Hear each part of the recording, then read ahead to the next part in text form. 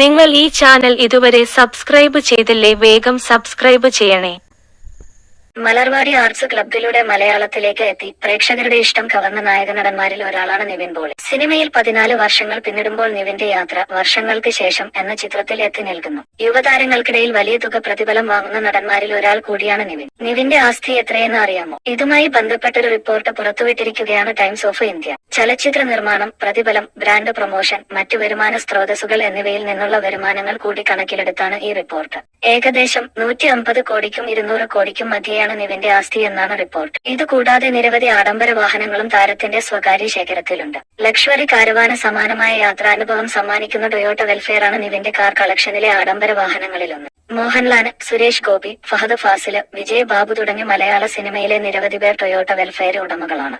നിവിന്റെ black ഫിനിഷിംഗിലുള്ള വെൽഫെയറിന് ഏതാണ്ട് 1.15 കോടി രൂപയോളമാണ് വില. 1.70 കോടി രൂപയോളം വില വരുന്ന BMW 740i ആണ് നിവിന്റെ മറ്റൊരു ലക്ഷറി വാഹനം. 4 മുതൽ 6 കോടി വരെയാണ് നിവിൻ ഒരു ചിത്രത്തിന് പ്രതിഫലമായി ഈടാക്കുന്നത് എന്നാണ് റിപ്പോർട്ട്. അഭിനയത്തിനൊപ്പം തന്നെ സ്വന്തമായി പോളി ജൂനിയർ പിക്ചേഴ്സ് എന്ന പേരിൽ ഒരു പ്രൊഡക്ഷൻ ഹൗസും നിവിനുണ്ട്.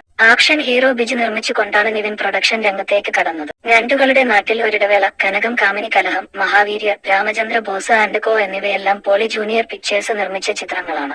മലയാളി ഫ്രം ഇന്ത്യ, വർഷങ്ങൾക്കു ശേഷം എന്നിവയാണ് ഒടുവിൽ തിയേറ്ററുകളിലെത്തിയ നിവിൻ ചിത്രങ്ങൾ. ഇതിൽ വർഷങ്ങൾക്കു ശേഷം എന്ന ചിത്രത്തിലെ നിതിൻ മോളി എന്ന കഥാപാത്രം നിവിന് ഏറെ നിരൂപക പ്രശംസ നേടിക്കൊടുത്തു. റാം സംവിധാനം ചെയ്ത 7 കടൽ 7 മലൈ ആണ് റിലീസിനൊരുങ്ങുന്ന ചിത്രങ്ങളിലൊന്ന്. ഈ തമിഴ് ചിത്രം മോസ്കോ അന്താരാഷ്ട്ര ചലച്ചിത്രമേളയിൽ പ്രദർശിപ്പിച്ചിരുന്നു.